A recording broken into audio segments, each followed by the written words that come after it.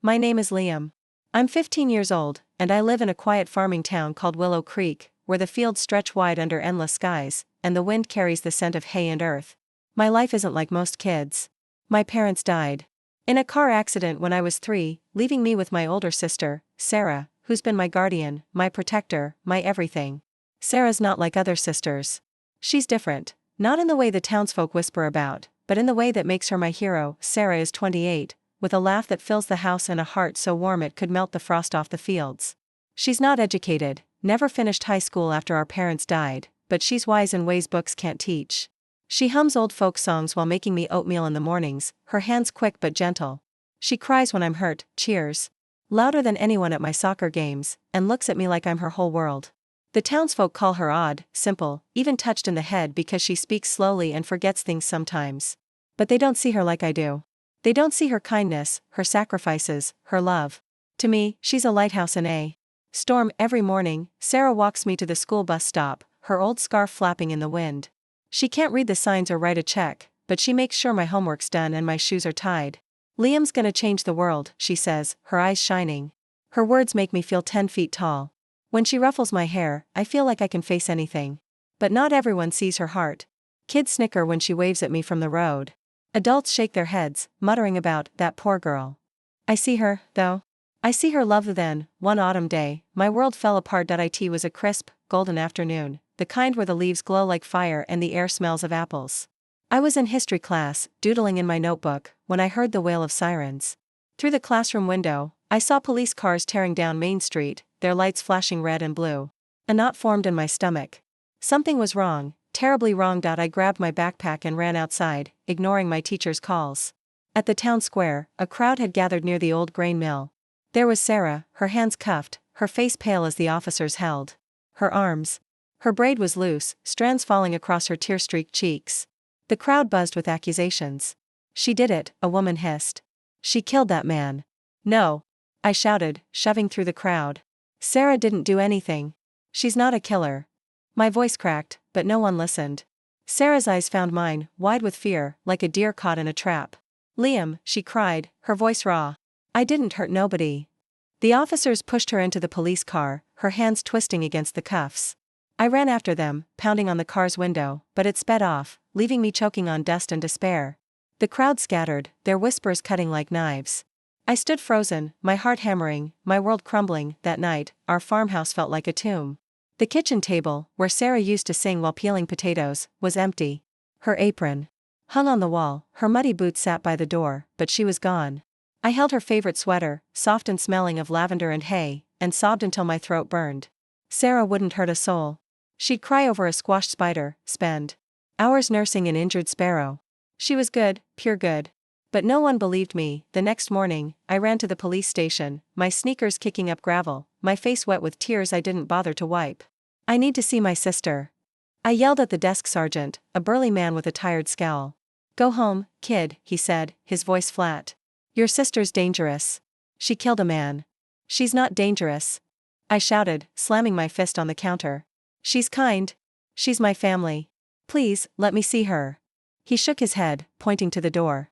I begged until my voice gave out, but another officer escorted me outside. I sank onto the station steps, the cold stone biting through my jeans.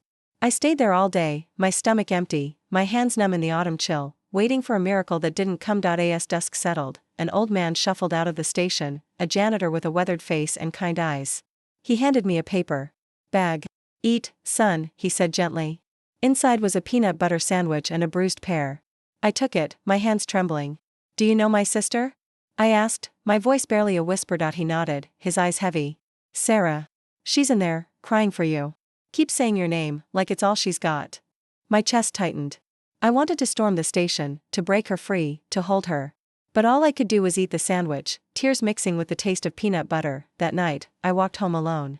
The farmhouse was too quiet, the kind of quiet that screams absence. Sarah's coffee mug sat on the counter, her knitting needles lay untouched. I clutched her sweater and whispered, I'll save you, Sarah. I swear it. Days bled into weeks. I went to school, but my mind was with Sarah. Her laugh echoed in my head, her voice singing me to sleep. One morning, a woman knocked on our door. She was middle-aged, with a gray coat and a calm voice. I'm Miss Harper, a social worker, she said. I can get you a visit with your sister, but it'll be brief, 5 minutes. My heart raced. I grabbed my jacket, not caring that it was torn at the sleeve. We drove to the county jail. A squat, gray building that loomed like a bad dream. Inside, the air was heavy, the walls cold and peeling. Metal gates clanged shut behind us, each sound a punch to my gut. Finally, we reached a visiting room, divided by a thick glass wall. There was Sarah. She wore a faded jumpsuit, her hair limp, her face gaunt. But her eyes lit up when she saw me. "Liam," she said, her voice muffled but warm. "Sarah." I pressed my hands against the glass, desperate to feel her. "Are you okay?" She shook her head, tears spilling. "I miss you, little man. I miss our home." Her hands shook as she touched the glass, and I matched her, our fingers so close yet worlds apart. "They say I killed Mr. Dawson," she said, her voice breaking. "But I didn't, Liam. I saw him fall by the mill. He was drunk, stumbling. I tried to catch him, but he fell hard. They think I pushed him." "I believe you," I said, my voice fierce.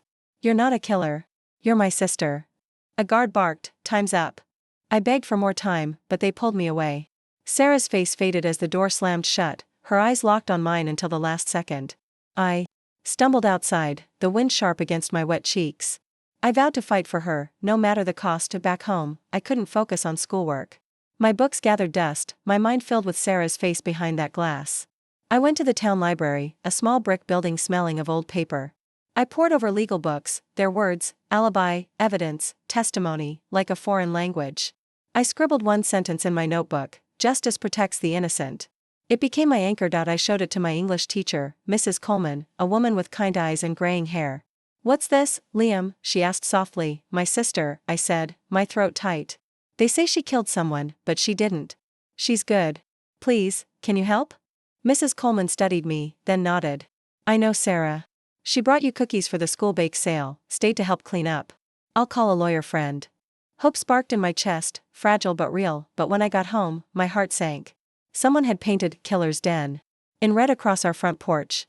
My hands shook as I stared at the words, the cruelty cutting deeper than any knife. I grabbed a brush and scrubbed until my arms ached, the paint fading but leaving a stain on my soul. Inside, I curled up with Sarah's sweater, hearing her voice in my mind, "You're my brave boy, Liam. Don't give up." I didn't. I couldn't. One evening, Mrs. Coleman came to the house with a manila folder. "This is about Mr. Dawson," she said, sitting at our kitchen table. "He was a wealthy farmer, owned half the land around here." She opened the folder, revealing photos and police reports. A grainy picture showed Mr. Dawson, a stern man with a gray beard. "He wasn't alone that night," Mrs. Coleman said. "A man named Robert Klein, his business partner, was with him. They argued over money." My pulse quickened. Why didn't they question Robert? Mrs. Coleman sighed. "He's powerful, Liam. Owns the mill, employs half the town." Sarah was there, an easy scapegoat.